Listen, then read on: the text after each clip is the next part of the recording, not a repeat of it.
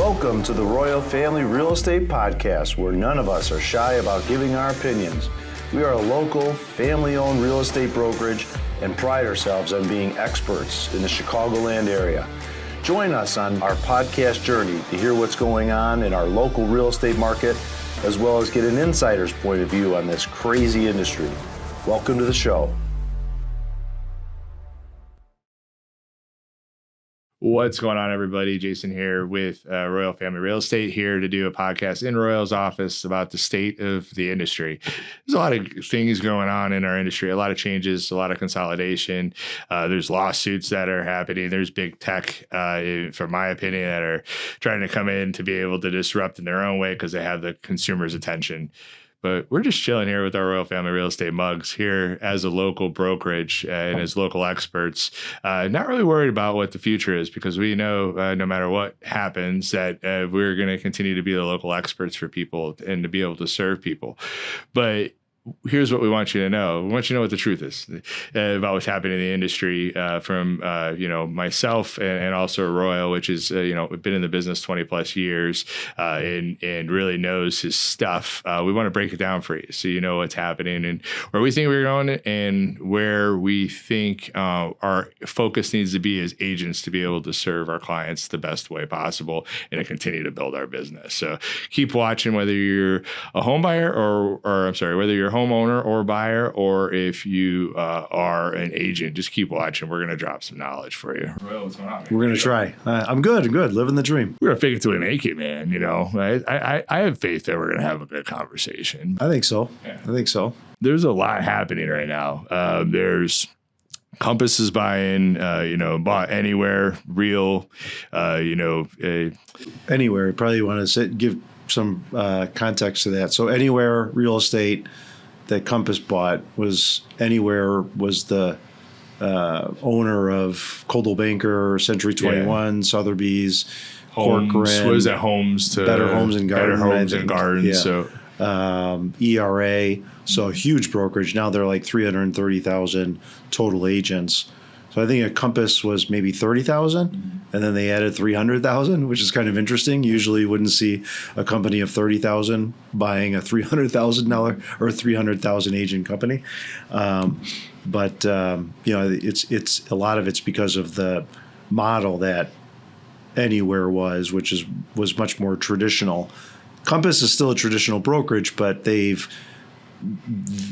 are much better at their cost controls than, say, a company like Coldwell, which is stuck with a huge footprint in Century 21, and they've got a large footprint that they're just going to continue to bring their footprint, meaning the office space and admin that they have. They're going to have to continue to bring that down to become profitable. Yeah, it's the way real estate's been done for a very long time is changing. And we'll talk about a little bit later in this show is that margins aren't amazing for a brokerage. They're really great for an agent, but as a brokerage, it's just not. They're hardly even there, to be honest. I mean, it's like the margins are very slim, and a lot of these companies that are in high growth mode right now are losing money. Mm-hmm. So interesting how you could have a company that's losing money buy a company that's making money, such as Real buying Remax. Mm-hmm. But yeah, that's.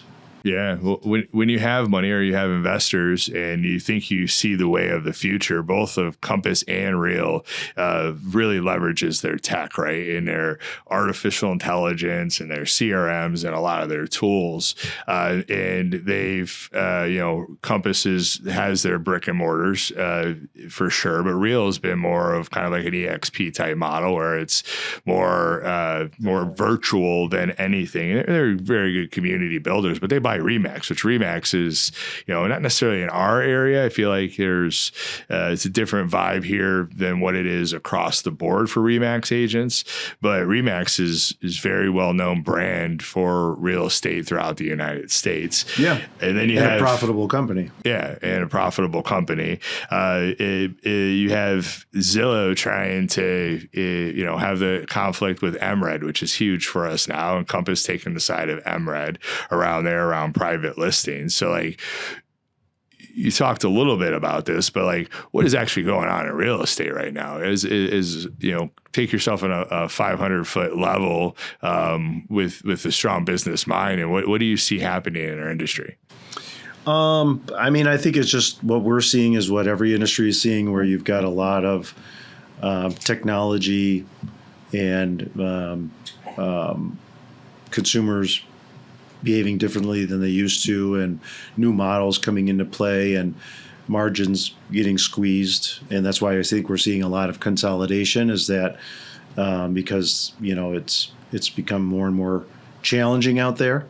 And then a lot of that's because transaction volume is down significantly.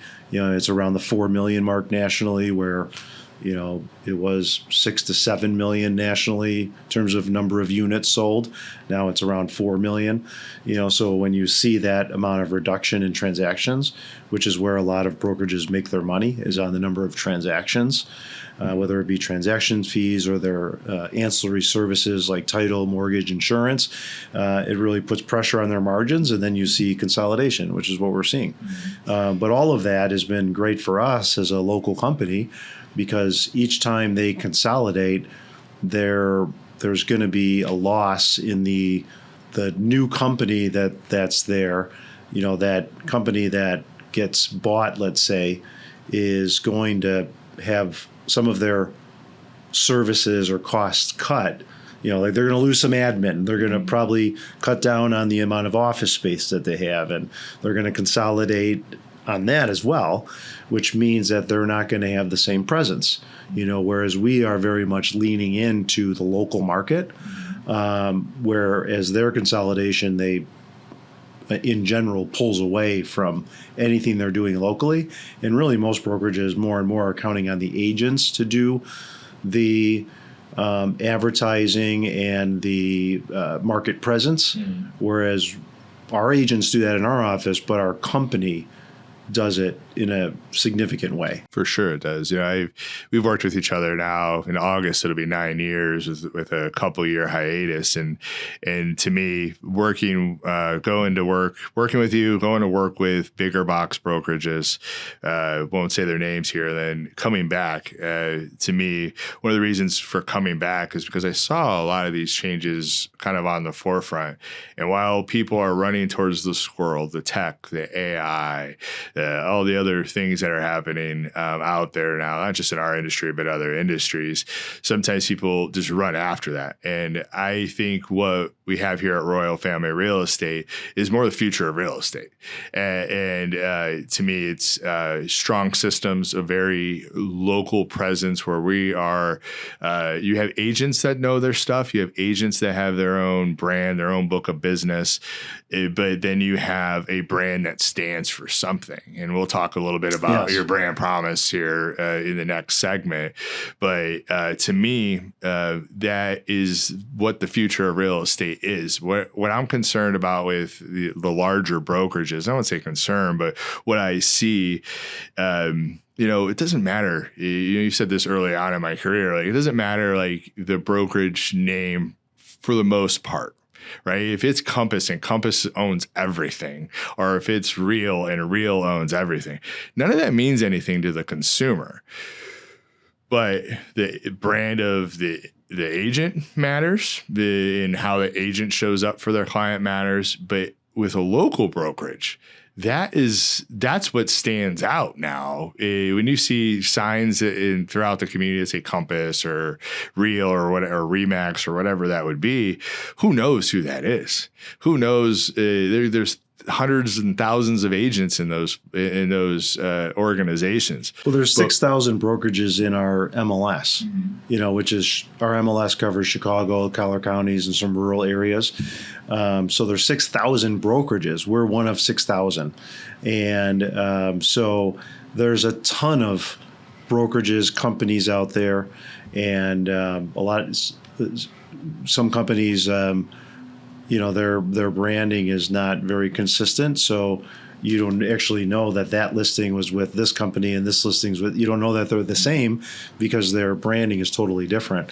And we've been growing more and more market share, and a lot of that's due to our presence in the community, our involvement, and really our knowledge of the local market. And that's a part of it for sure, right? And to me, that's the foundation.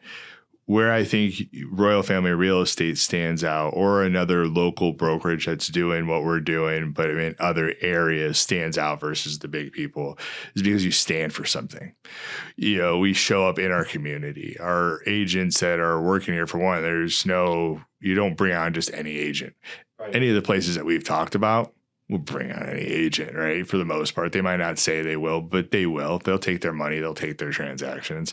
So that when you see a Royal Family Real Estate sign, or when you see, if you're an agent and you see Royal Family Real Estate agent on the other side of your listing or bringing in a buyer, you're getting a level of excellence from that agent. You don't know that when you go to these other places. Yeah, you should be. And if you're not, let me know. Yeah, that's it. And I think that's a hope, and I think that's a standard that you've set. Yeah, for sure. Since I've known you, you've set, and you've changed and you've evolved in how you've done that. But when I think Royal Family Real Estate, I think of excellence, and so you tie excellence with not every agent is going to make it as a Royal Family Real Estate agent, and you are doubling down on loving in the community. Well, it's more that not every agent is going to. We're going to want to have on board because of, is this their career? Is this what they're focused on? Do they want to make this the thing that they do every day? And you don't want people that suck, Royal. I'll just say it for you. I want people that I would want to have over my house on Sunday for a barbecue. Yeah. Like that's the foundational part, and then building from there. For sure. But let's talk about, let's get off the Royal Family, what do you call it? Ad. It's not an ad. It's to me, it's not an ad. It's more, and we can do that. It's more about the industry is changing. Yeah. So certain things that matter, right? And to me, these are the things that I think matter as we go forward with real estate. Local is better, especially when you have a local brand that has strong agents with strong brands. That, to me, I'll say, like, I think all of us that are here have this level of, like, we want to be really good. Yeah. But let's get into your concerns about the industry and where you think it's going. Your concerns about technology disrupting real estate. Let's really get into the meat of that. So I think at the end of the day, I think we're looking at who controls the homes when we look at what's happening right now.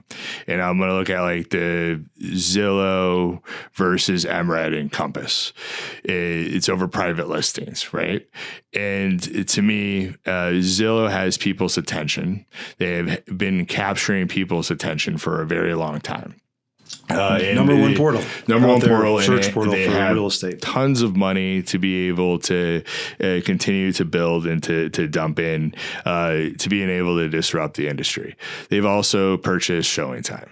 That's more data, right? They've purchased, to me, one of the top CRMs out there, and Follow Up Boss. Yeah, that's data.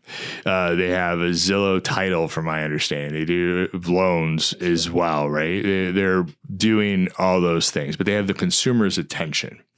And they are also profitable. They have been profitable by generating leads for real estate agents, but they take a lot of your money. So you have that on the, in our ecosystem right now, this company that to me is just adding more tools and data into their tool belt to be able to go forward.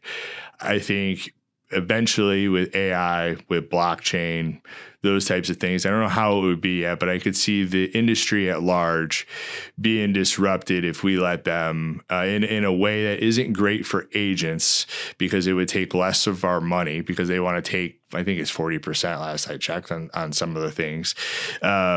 they want to take more of it, right? So to me, it's about our data, it's about our book of business, it's about us as agents, right? So I struggle with these big tech platforms because I think they could disrupt in ways that maybe we don't see yet. So maybe let's put this into context then real quick. So the people that aren't familiar with Zillow and the whole situation, right, with Compass. So like that's how this originated. And from what I understand, you've got Compass that said, hey, we want to put our listings in our little pocket network where no one else can see them other than Compass agents, which Compass, bought at Properties, and then now they bought Anywhere. So now this pocket listing network that they have where they keep internally had grown to be where it concerns some brokers. I really wasn't never concerned about it because we do a lot of local business here. So I'm not really concerned about that because we've got our own, we could, do the same thing. And I know a lot of the agents that work for those companies and they would share their listings with us just like I would share ours with them. So I wasn't worried about it here. But, at the end of the day, Compass said, hey, we want to have our own listings. We don't want anyone else to see them. And they have the ability to do that if the seller said that's what they want. And Zillow was saying, hey, we think that's wrong. If you do that, if you list it privately, but then you market it publicly, let's say you do a Facebook post, and we find that out, and we're going to have whatever systems, algorithms to figure that out, then you put that listing live on the market because it doesn't sell in the private. They're not going to show it, right? Then Zillow will not post it on their website. And Compass said, hey, you shouldn't be doing that. You should be posting it on your website. And MRED, which is the MLS here, has, from my understanding, with this IDX feed, which is the feed that goes from the MLS to Zillow, you can't say that we're going to remove these certain listings. And that was against MRED's rules and regs, right? So MRED said, hey, we're going to cut Zillow's feed off if they continue to do this where they don't list these private listings. And by the way, the Zillow said, well, we won't list that listing on our website, but if that listing gets canceled and goes with a different brokerage, then we'll allow it to be listed on our website. So Emirates said, hey, you can't do that. Well, that's not right for the consumer at the end of the day, right? At the end of the day, that's who gets screwed when that happens. Like private listings are private listings for a reason, right? Like they are valuable. And when I hear that happening, to me, it's like tit for tat. Yeah. I mean, there's a lot of different ways to look at it. In my opinion, Zillow should be able to run their business the way they want. And so should we, as long as everyone's above board. But Zillow, if they want the data the way they've gotten it from the MLS, then they can't do this because that's against the rules and regs of the MLS. So they actually got their feed cut off. So then Zillow, there was this big thing about Zillow listings not being fed in the Chicagoland market. So then what we did as a brokerage was we had our listings fed directly into Zillow, so it didn't affect our clients, and we were getting that exposure for the people that are going to Zillow. Is that different than like the IDX feed, that type of thing? It's different, yeah. There's a direct connect from us to Zillow. We had to have paperwork and whatnot to do that. And you could say, well, why did you do that? Because that only helped Zillow get their listings. But in my point of view, whether Zillow's getting the listings or Realtor.com's getting the listings or Redfin's getting the listings, like if we don't feed it into Zillow and then people stop going to Zillow, they're going to go to Realtor.com. They're going to go to Homes.com. They're going to go to Redfin. I don't want that. So just because they stop going to Zillow, all that's going to do is help those portal websites. It's not going to help my website. They're just going to go to another portal because those portals are great portals, and that's why they're so trafficked. So I made the decision where I felt like it was best for our agents and for our clients to have our listings fed directly into Zillow. But now Zillow's getting the feed from our MLS because there was a court order. I don't know how long that's going to last, but either way, our listings are fed in there. So I'm not concerned about it. And a lot of this is just noise that we as agents hear because we're so close to it. But at the end of the day, consumers, they don't know what's going on. And really, as long as their agent's taking care of it, what's it matter? I think we just get ourselves too worked up about these things. I think that's right. I think agents are really good at being and going after the new shiny squirrel or the big thing and creating a lot of anxiety, and myself included at times, around things that we can't control. I mean, you've had discussions in the past about other platforms that, I think there's maybe some truth in what I was saying, but I wasn't seeing the full picture of it. And understanding really, early on how to build a really strong book of business and to be a really strong realtor. Over time, those other platforms, or, I'll just say a Redfin, they don't scare me because I know my value is more than what they have. They might have the consumer's attention, but at the end of the day, my local expertise and with good, strong systems and my ability to be able to build relationships as agents is the strongest way that I could strengthen my book of business from what I have found. To me, thanks for breaking it down and going from both sides. Now to come back to looking at them both and looking at what could be. Zillow, I think, could do more than what they're doing right now if because they have consumers' attention, and they could disrupt in some way that could shrink our margins possibly. It's all hypothetical. How? So to me, I think they could make the transaction different. And I don't think it would be here right now. I think the baby boomer generation needs us to hold their hand. Even many Gen Xers, which I think we both are, want that hand holding. But I think the next generation might be okay using VR, might be okay, having more of a transactional type, the CarMax of real estate type thing, where it's more transactional and not relational. I could see Zillow trying to disrupt in that way. That's all hypothetical. That is all a guess, but I could see the technologies of artificial intelligence, blockchain, and virtual reality with the consumer's attention disrupting our industry 10 to 20 years down the road, even more so than what it is right now. I think me and you have really strong jobs and books of business, and I think we're going to be fine through all of this. But I could see that type of disruption. But to me, I look at it and I'm like, so these online platforms, this thing is where people's attention are. I look at the MLS and I'm like, we don't have great tools. And I'm not trying to talk, and this is not just MRED, this is everybody else. And it's good data, it's this, but it's not what these platforms are giving. No, our tools from a search, they suck from our MLS, no question. Part of it. So they're just not great. We need better tools, but we also we've tried different platforms to have consumers use. Most recently Zenless. You recently said, I think Curbio is going to be taking that role. We need better tools, and we need to be consistent with it. That's for one. But then you understand, MLS, we're just part of one. MRED is just one MLS that is here in the Chicagoland area. There's 500, 600 probably up there. I don't know exactly, but all those. Well, to me, reason Zillow could win is because of data. Reason the other. Let's talk about that.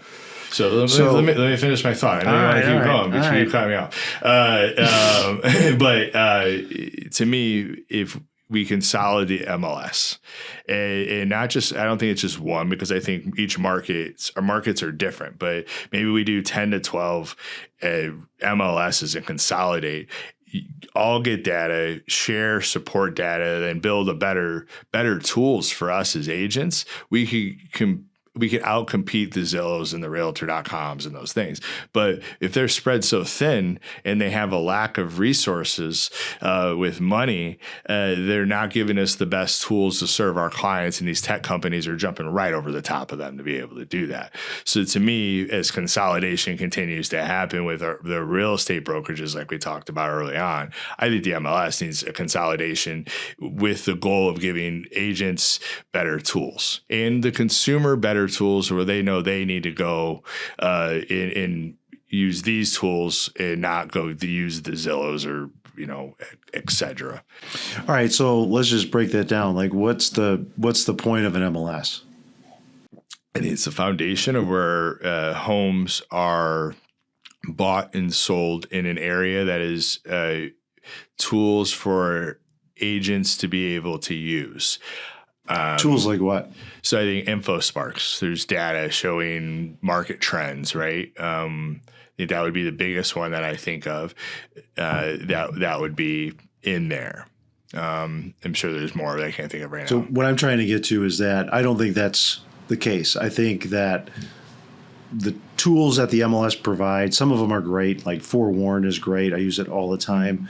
Forewarn's a good tool too. InfoSparks is great. But those are all things that individual brokers could contract with if they didn't have it in their MLS. That's not really what the MLS. If you break it down, it's a place where all of us brokers are putting all of our data into in a environment where we're trying to cooperate with one another to help each other sell each other's listings. So that's the whole point of the MLS, and that's why it's so fragmented, is because you've got a lot of politics between the local companies and you've got the associations, and that's a whole thing. But bottom line is that that's a different conversation. Yeah. The bottom line is that what we use the MLS for, the largest value proposition that they provide to us that we would be lost if we didn't have it, is the historical data that we can do pricing analysis with. Sure. Okay, so it's not the ability. Zillow could do that too. They could they could build that out, or Realtor.com, and show closed homes. But where are they getting that data from? Yeah. Where are they getting the data from? Years of them collecting it. I know, but what happens if we cut it off? Then where are they getting the next 6 months and the 6 months after that? Cutting it off is something that we may disagree, but I think cutting it off is a way for us as agents to have survival. I think the local MLSs need to do a better job of giving us, not just us as agents, more streamlined tools, but better tools for the consumer too, so that they don't go to the Zillows, the Realtor.coms, because it's simple and it's easy. Why are we fighting over like having a good app? Like, how many apps have you tried that showed homes since, over the last 10 years? It's been at least 3 or 4 that I could think of. And now they keep changing it again. It's like, well, how can we expect the consumer or the agent to stick with something and believe with it when you're not giving us consistent tools? So that's when I go to what could fix that? Well, to me, consolidation of this, and then focus more around building us all tools under that consolidated model, and then using that data to continue to be ahead of the Zillows. I don't disagree with consolidation. I think that would be a good thing, but I think there's only so much consolidation that can be done. Sure. Because we're not going to want in our MLS whether or not we're 20 feet from a volcano, or whatever. Yeah, it's not going to make sense. From a ski hill, or whatever, because each geography is different. But it definitely makes sense to have maybe 10, 15, 20, and that would probably reduce fees and be good for everybody. But going back to what I was saying before, is that the MLS is there as a place where all of us brokers cooperate with each other and house all the data. So then I can go in and do a market analysis on a property, as can someone from Remax or Coldwell Banker. If we don't have that, then it becomes, where is that information coming from? Is it coming from Zillow? But that means we have to give Zillow our listings. If there's no MLS, then where are the brokers putting their data? Are they going to just give it to Zillow? And if they did, they're probably going to want some compensation for that. Sure. Because Zillow right now gets the data for free. Okay, so I could see a world where Zillow says, all right, you know what, forget about the MLS. We want all the information from each broker. We're going to pay you for the listing because you're giving us that data. And then we're going to have a place where you can do a great market analysis on your property because we're the best system for all the data for you to do that analysis. But the only way that that's going to happen is if all the brokers agree to give Zillow that data. Okay, I don't think it's a good idea. Well, I don't think that would happen unless they're getting paid, and then I don't see any problem with that. You know, like I don't see the concerns. So, yeah, like if you think about, I started in 2004, and the internet was just really coming into play at that point. But 10 years before that, you didn't have the internet, and everything was. You had to drive by a property, or you had to go to an open house, book, right? And a book that it was a privilege if you got to take that book home and look at all the listings. That's how listings were. So at that point in time, the value in the agent, the broker, was that because they had all these properties in their office that you had to go to them and see. They were the gatekeeper, right? So now, then when the internet came out, everyone was freaked out that, oh my God, now everyone's just going to put their property online and they don't need us anymore because we're no longer that gatekeeper because they can go anywhere. Well, 70% of buyers used a broker in 1995, let's say, and now it's 90%. So a significant more people now are using brokers than before, and the data is so much more available now than it was. And the reason is because there's so much information out there. Buyers need, sellers need an advisor. They need someone to be an expert and not just be a gatekeeper.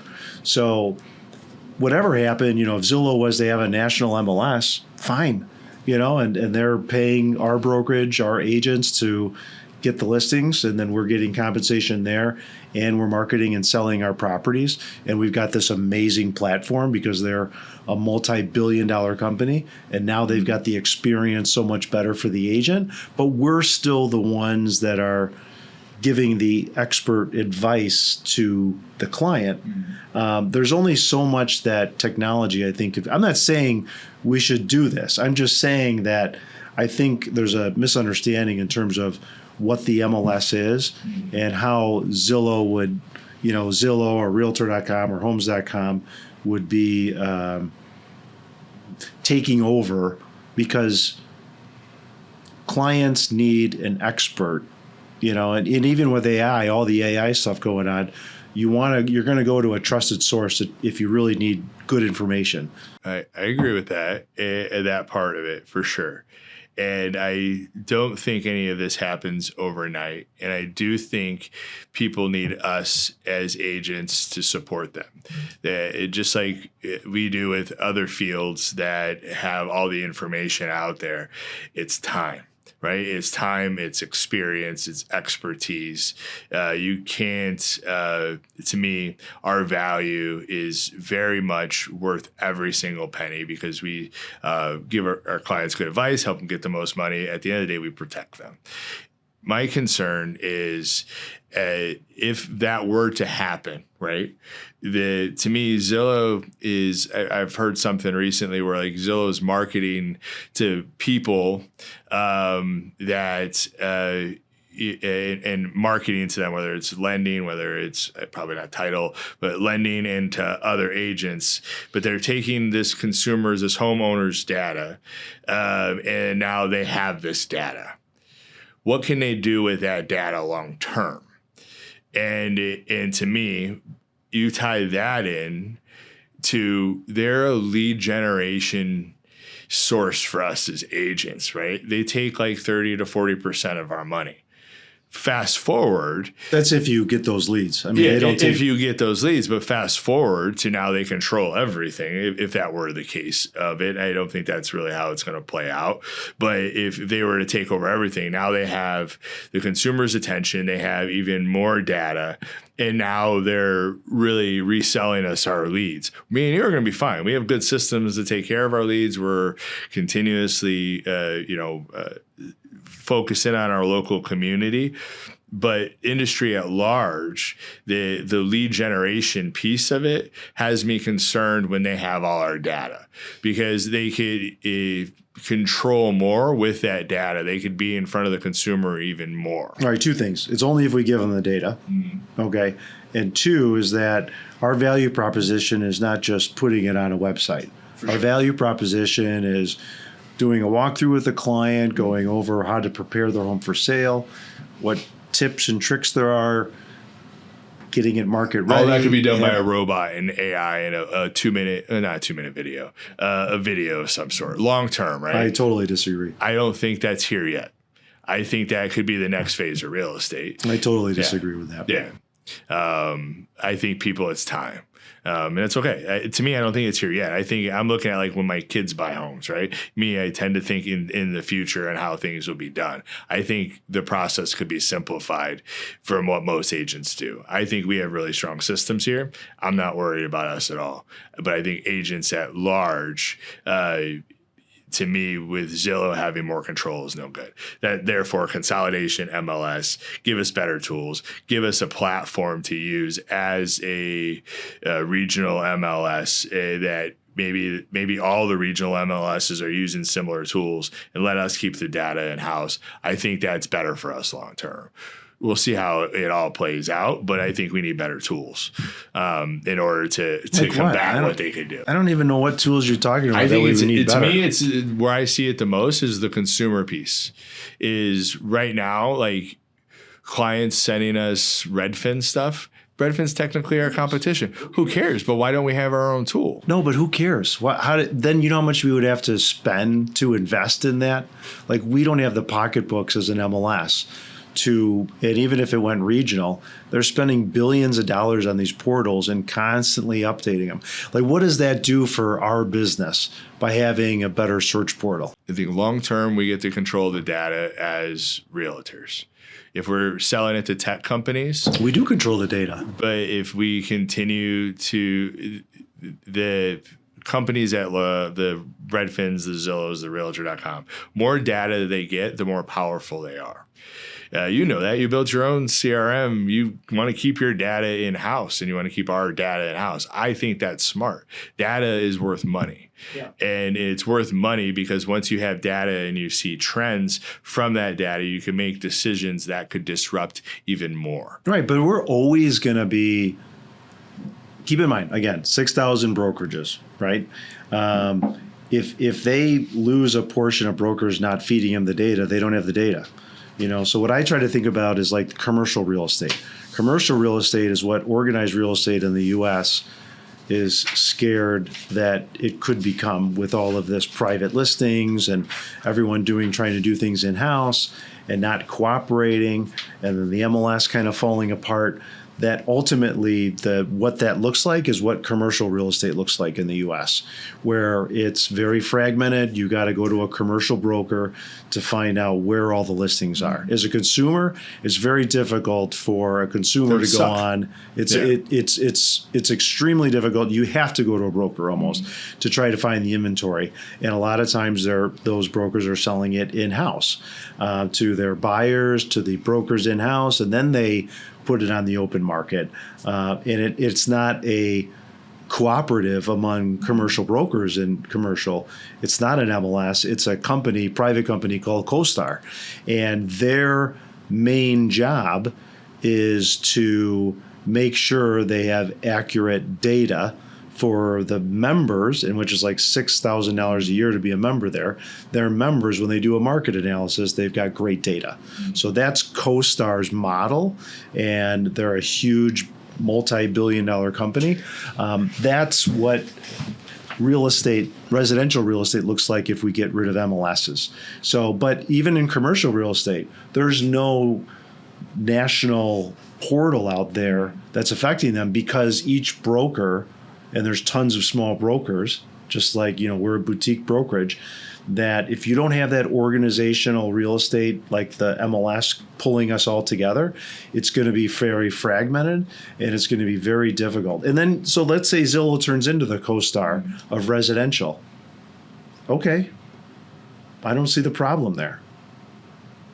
I don't see the problem there.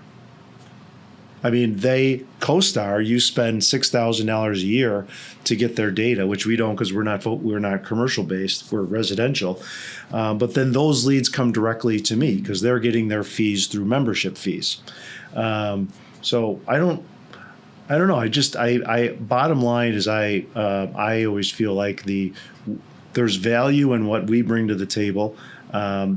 AI and videos and things are only going to do so much, but there's so much, as you know, there's so much involved that we do. But I'm just not concerned about, and maybe this is just me being naive, but I'm just not concerned because I know that the amount of expertise that we have, that you can't be a local expert, but then be a national, have that just out nationally. You can't be both. You know what I mean? Mm-hmm. Yeah. Yeah. No, I would agree with that part. And to be clear, like, I think we need the MLS, and I think we need it structured differently. I think there needs to be more value, just like I said, partnering with a company like Zillow or Zenlist, like we've worked with Curbio, to give us a tool that we're always going to use.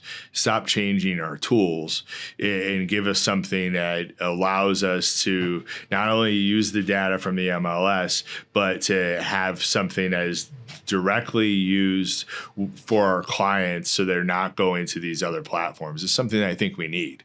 And I think if we get that, business as usual. And I hope that's through all of this consolidation, through all these changes, through these lawsuits, I hope that's what comes out of it is, to me, cooperative approach that the MLS gives us with better tools, but we keep it in-house. I don't trust tech companies. I don't trust these larger companies that want to undercut a lot of things. Redfin would be one of them. They want to undercut, but you deal with 10 agents, or not 10, you deal with different people throughout the whole time. Not everybody's an expert. They're salaried agents. For us, we earn our commission every step of the way. And if we don't get our commission, right?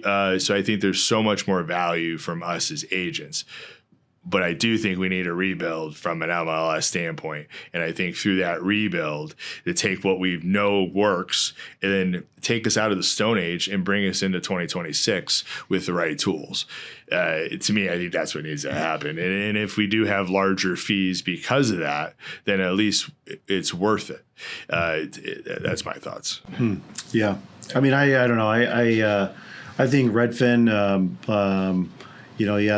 they operate with a lower fee, and because they've got a much different model in terms of handing it off and centralized location. They don't have some of those expenses, so we do a lot more than they do, for sure, in my opinion. But I think that is good, though. It's competition that they bring to the table, and it makes everyone sharpen their pencil and sure, work that much harder and do that much more to show the value that we bring, as opposed to just a percentage of commission.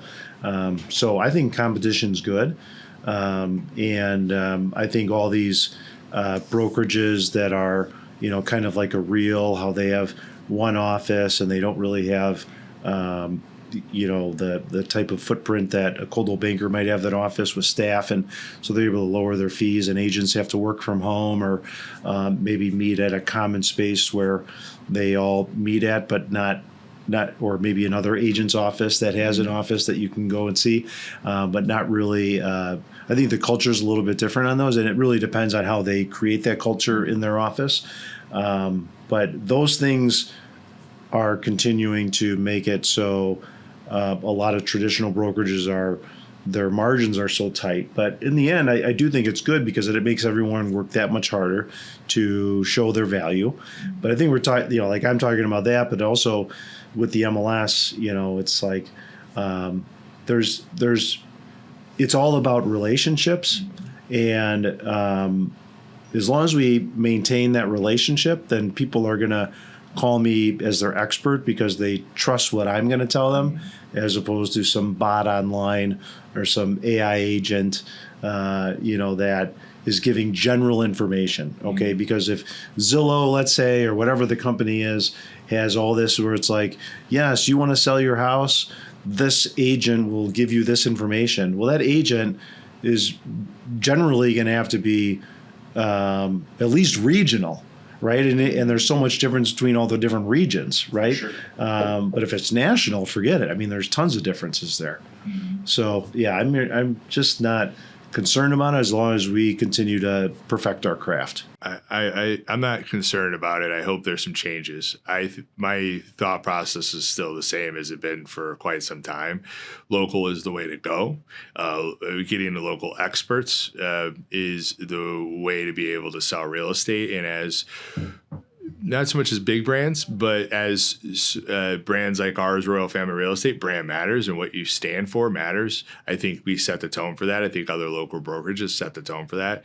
I think agents and the relationships are key, and that their agents' ability to be able to build their own personal brand about who they are and how they serve people using social media and other mediums is maybe one of the most important things that they could do right now to generate more business for themselves with so people know who they're serving, because we are better than bots. We're better than people, better than technology. You can't take away the human touch and our expertise. I would agree with that, right? The soft skills are there. Yeah. I know we're running short on time. There's a lot more that we want to talk about with this. I look forward to the next time being able to go with you. Any quick last words? Are you good? No, I think it's great hearing your perspective, because a lot of people feel the way you do.